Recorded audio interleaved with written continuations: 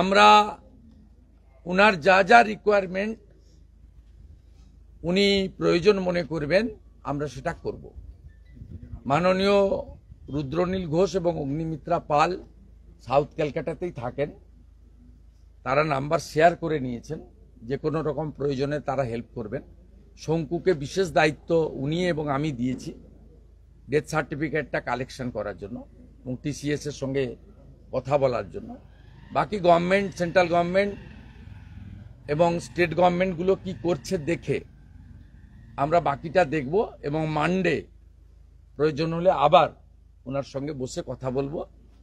আর উনিও যেহেতু আমাদের অপঘাতে মৃত্যু হলে 3 দিন পরে সনাতন হিন্দু সংস্কৃতি অনুযায়ী শ্রাদ্ধ শান্তি করতে হয়, মানে যেটুকু নিয়ম নিষ্ঠার মধ্যে, সেটা উনি বললেন যে আগামীকাল তিনি করার উদ্যোগ নিচ্ছেন।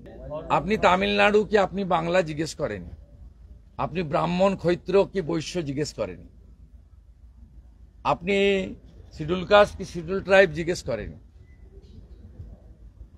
আপনি বাংলাতে কথা বলেন না তামিল কথা বলেন না হিন্দিতে কথা বলেন না উড়িয়াতে বলেন জিজ্ঞেস করেনি।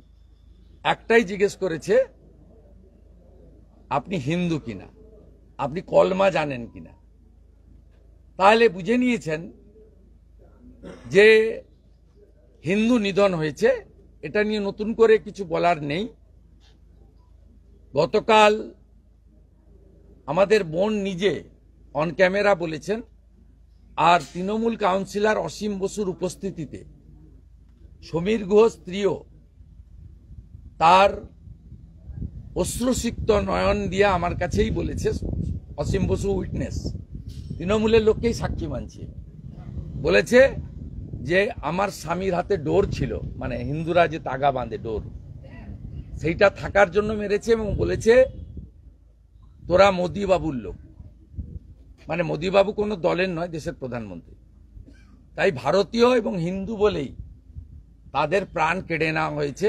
তারা নিরস্ত্র ছিল, তারা ভূস্বর্গ কাশ্মীরকে দেখতে গেছিল, উপভোগ করতে গেছিল, এবং এরা যাওয়ার ফলে অর্থনৈতিকভাবে সবচেয়ে বেশি সমৃদ্ধশালী হয়েছে কাশ্মীরের পাহালগাঁও, অনন্তনাগ, বারমুল্লা, শ্রীনগরের মুসলিম কমিউনিটির লোকেরা।